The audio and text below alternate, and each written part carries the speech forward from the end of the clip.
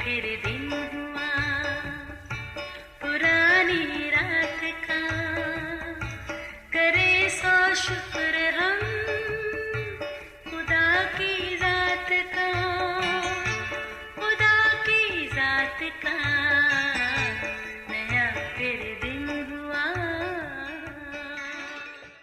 आज की आयत। मुतमईन दिल जिस्म की जान है, लेकिन हसद हड्डियों की बौसीदगी है। इमसाल 14 बाब 30वीं आयत। अजीज़ो, वैसे सोचा जाए तो इंसान भी क्या चीज़ है। तबीयत फितरत नाकाबिले भरोसा है। पल में तोला पल में माशा। अपनी ज़ात के लिए कसीदों के तवील सिलसिले, पर अगर किसी की तारीफ़ करना पड़ जाए तो हमारी डिक्शनरी में अल्फाज कम पड़ जाते हैं। हालांकि तारीफ़ जिसकी भी हो, असल में उस खुदा की है जिसने उसे तख्लीक किया, वरना इंसान बज़ाते खुद कुछ भी नहीं। मगर हाँ, इस कैफियत की वजह से मन में छुपा वो हसद है जो हमें ये एहसास दिलाता है कि जो मैं हूँ वो दूसरा हो ही नहीं सकता। अफसोस, इसी मनफी सोच की बदौलत इंसान में खुदा की खूबियों की खूबसूरती की बजाय ऐसे अनासर जन्म लेते हैं जिनका अक्स हमारे चेहरों से मुनक्कस होने लगता है, और खुदा के कलाम का आईना इसकी गवाही देता है। अजीज़ों, काइन और हाबिल 2 भाई थे। आदम और हवा के फरजान जो बाग़े अदन से बाहर आने के बाद उनके यहाँ पैदा हुए। काइन बड़ा हुआ तो अपनी पसंद का पेशा इख्तियार किया और किसान बना। फिर जब हाबिल मेहनत मशक्क़त के लायक हुआ तो उसका शौक़ भेड़ बकरियों की रखवाली करना था। एक दिन दोनों ने खुदा के हुजूर अपनी शुक्रगुजारी पेश की। काइन अपनी पैदावार का हदिया लाया और हाबिल अपनी भेड़ बकरियों के कुछ पहलौठे बच्चे और उनकी चर्बी लाया। अब हाबिल की कुर्बानी खुदावंद के हुजूर कबूल हुई, मगर काइन खुदा की खुशनुदी हासिल करने में नाकाम रहा। कलाम में लिखा है, इस सबब से वो गज़बनाक हुआ और उसका चेहरा बिगड़ा। फौरन खुदा ने उसे आगाह किया और कहा, तू क्यों गज़बनाक हुआ? अगर तू भला करे तो क्या तू मकबूल ना होगा, और अगर तू भला ना करे तो देख, गुनाह दरवाजे पर दबका बैठा है और तेरा मुश्ताक है, पर तू इस पर गालिब आ। अजीज़ों, काइन के साथ खुदा की इस गुफ्तगू से अंदाज़ा होता है कि हाबिल से हसद जैसी खौफनाक चीज़ ने काइन के दिलो दिमाग पर डेरे डाल लिए। फिर वह अपने भाई को खेत में ले गया और वहाँ उसे कत्ल कर दिया।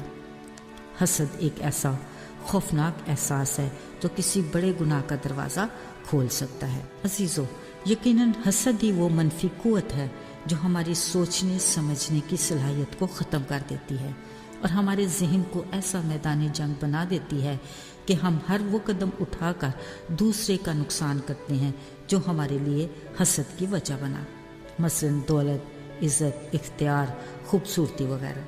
ज़रा सोचिए, दूसरे का नुकसान जो हुआ सो हुआ, मगर हम खुद भी हसद की आग में जल जाते हैं। असल में हम किसी से हसद करके खुद को कमतर साबित करते हैं, जो एक हकीकत है। हसद एक ऐसा एहसास है कि कोई भी इसकी तायद में खड़ा होने की हिम्मत नहीं करता। एक ऐसा मीठा जहर जो हम पी तो खुद रहे होते हैं, मगर चाहते हैं कि असर दूसरे पर हो। हमारी ये सोच हकीकत के कितने मुनाफी है। ये कैफियत हमारी शख्सियत को पामाल करके हमें खुदा की नज़र में गैर मकबूल बनाती है। अजीज़ों, अगरचे हमारा आसमानी बाप खुदा किसी का तरफदार नहीं, वो एहसान करता है पर जताता नहीं, देता तो है पर भूल जाता है, मगर जो शुक्रगुजारी के साथ सच्चे दिल से मांगता है उसे फयाजी के साथ देता है।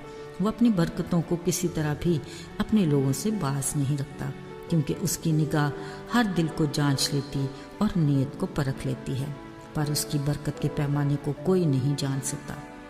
अजीज़ों, हसद गुनाह है।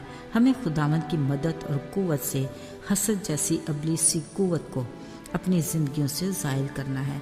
इसमें अबहाम नहीं कि हसद रिश्ते नातों की पहचान को भी कम कर देता है, जिसके बायस बहुत सारे ऐसे वाक़यात जन्म लेते हैं जो हमारे सुख चैन को तबाह कर देते हैं। हसद के बायस बहुत सी बदी बुराई भी जन्म लेती है जो हमारे ईमान को कमज़ोर कर देती है और हमारी रूहानी ज़िंदगी में तामीर और तरक्की और बेदारी में रुकावट है। याद रहे, हमें खुदा के कलाम और दुआ के ज़रिए हसद जैसी लानत से छुटकारा पाना है, تاکہ ہم اس کے قد کے اندازہ تک پہنچ سکے اور ہر روز اس کے حضور سے ہمارے لیے تازگی کے دن آتے رہیں، آج بھی اور جب تک ہم زندہ ہیں۔ آئیے دعا کریں۔ اے خداوند خدا، ہم جانتے ہیں کہ ہم کمزور انسان ہیں، مگر ہم تجھ میں زوراور بننا چاہتے ہیں تاکہ ہم ان تمام ابلیسی قوتوں پر فتح پائیں جو ہماری روحانی زندگی میں رکاوٹ بنتی ہیں۔ ہمیں توفیق دے کہ ہم تیرے فضل کے باعث دکھی انسانیت کے لیے تیری نجات اور آسمانی بادشاہی کی گواہی دے کر تیرے نام کو جلال دینے کا وسیلہ بنے۔ یسوع کے مبارک نام میں آمین۔